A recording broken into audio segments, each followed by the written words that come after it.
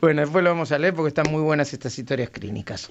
Gastón Rossi, muy buenas tardes, Luis Majul saluda. ¿Cómo va? ¿Qué tal, Luis? ¿Cómo estás? Bien.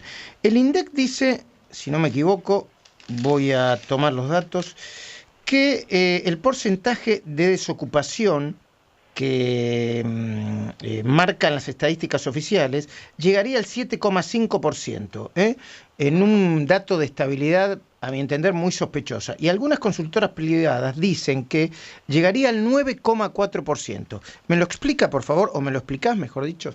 Sí, mejor tuteame que si no me voy a deprimir. Dale. No, el tema es sencillo, obviamente en el caso del INDEC, a partir de las dudas con respecto a los índices de precio, uno los datos los mira con más cuidado, digo, y con cierta desconfianza. En este caso, en un contexto de recesión como el que está sufriendo la economía, llamaba la atención que comparando año contra año el desempleo se haya mantenido prácticamente constante. Entonces, cuando uno desmenuza los datos, lo que ve, además de un cambio de la estimación de población que hizo el INDEC, digo, pero dejando eso al costado, lo que ve es que hay una sorpresiva caída de la actividad. Es decir, gente que aparentemente año contra año perdió el empleo y en lugar de seguir buscando activamente empleo para completar ingresos en el hogar, lo que hace es salir del mercado laboral. Es decir, de acuerdo a los datos del INDEC, 3 de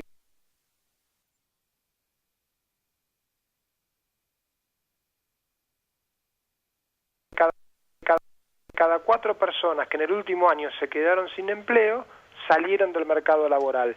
Y este sorpresivo comportamiento es lo que hace o lo que te explica que la tasa de desempleo se haya mantenido prácticamente constante. El punto que marcábamos es que si vos decís, bueno, supongamos que esta cuestión que te digo de la tasa de actividad hubiera sido la misma que teníamos en el año pasado, el desempleo sería efectivamente casi 2 puntos porcentuales superiores, 9,4 en lugar del 7,5 que anunció el INDEC. ¿Y qué es lo que está pasando entonces? O sea, ¿cuál es la realidad? ¿Que el desempleo está más cerca del 9 y pico que del 7 y pico?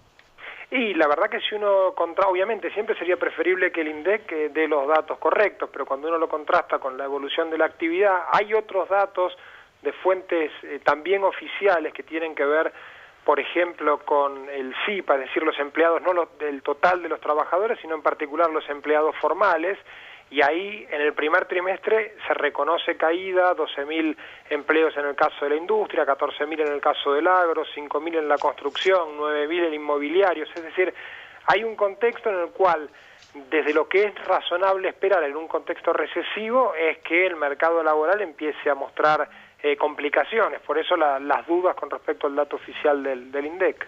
Ahora, evidentemente hay un problema de empleo, eso está claro, porque si uno, por lo menos en la Ciudad de Buenos Aires, habla con amigos, revisa los currículums que llegan a pequeñas, medianas empresas, y yo supongo que también grandes empresas, se da cuenta que por lo menos hay una demanda de empleo privado altísima. Obviamente no satisfecha. Y luego, en los últimos años, hubo un importantísimo crecimiento del empleo público. ¿Eso es bueno o es malo para la economía?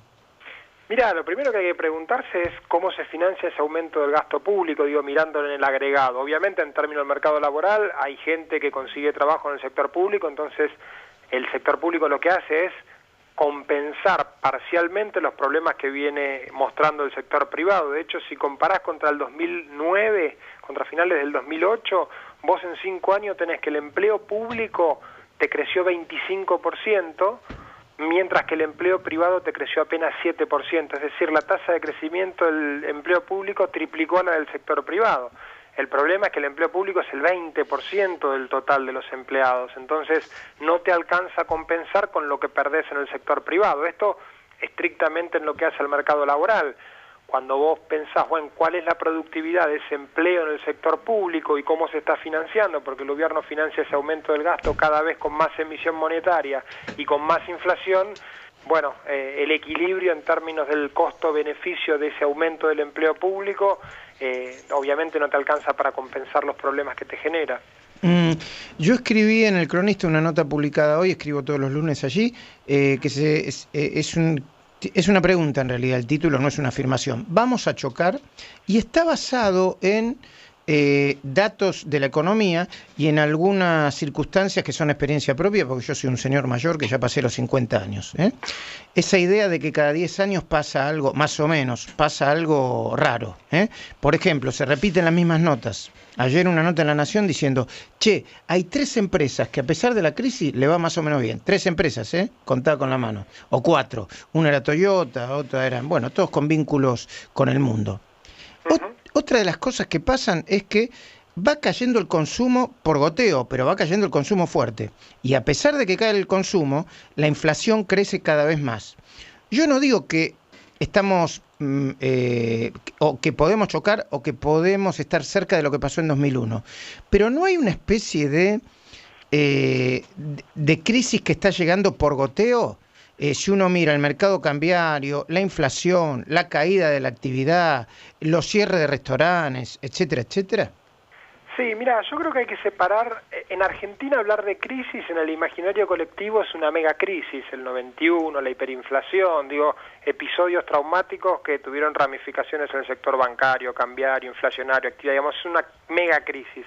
En este caso lo que estamos teniendo, digamos, el problema original asociado a la economía argentina es escasez de divisas, de reservas. Las reservas del Banco Central están cayendo y la esperanza que tenía buena parte del sector privado desde finales del año pasado era que a partir de la progresiva normalización financiera que hizo el gobierno, cuando arregló con Repsol, cuando arregló con el Club de París, con el CIAD y demás, era que iba a conseguir dólares vía endeudamiento, vía financiamiento, para fortalecer el nivel de reservas del Banco Central. Con el fallo de la Corte Suprema y con la reacción del gobierno de no iniciar negociaciones en el marco del litigio de los holdouts, el problema es que el sector privado lo que ve es, este problema de escasez de reservas se me está profundizando y el gobierno no está dando ninguna señal de que sea consciente de la dimensión de ese problema y actuar en consecuencia. De hecho, hace 15 días, 3 semanas en realidad, bajó la tasa de interés. 15 días después tuvo que revertir esa baja cuando vio el problema que había generado en términos del dólar informal. Es decir, yo lo que estoy viendo es una economía que ya venía con problemas y en la cual el default lo que hace es decir, bueno, yo tenía un horizonte, hay 15 meses para el cambio de gobierno, mi duda es la transición. Yo sé que Argentina tiene condiciones de base que le van a permitir crecer, pero ¿en qué estado llegamos al 2015?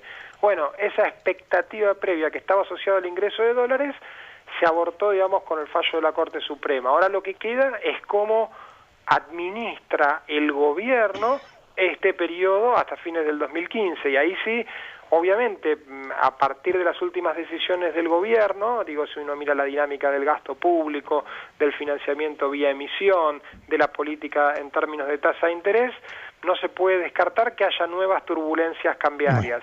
Siempre lo que te quiero decir es, en otra dimensión totalmente distinta de lo que es una megacrisis. No estamos hablando de episodios traumáticos. Sí, una crisis por cuotas. Es una crisis por cuotas. Es como así como Lavagna dijo Rodrigazo por cuotas y no sé quién más dijo un 2001 en cuotas. Estamos yendo para abajo, pero en cuotas. Gastón Rossi, economista, socio de Martín Lustó, muchísimas gracias por atendernos. No, por favor, Luis, un gusto. Gracias a vos. Hasta luego. Escuchen esto. Me lo acaba de reenviar un conocido. Es un mail que envía personalmente Mauricio Macri vía Facebook a todo, bueno.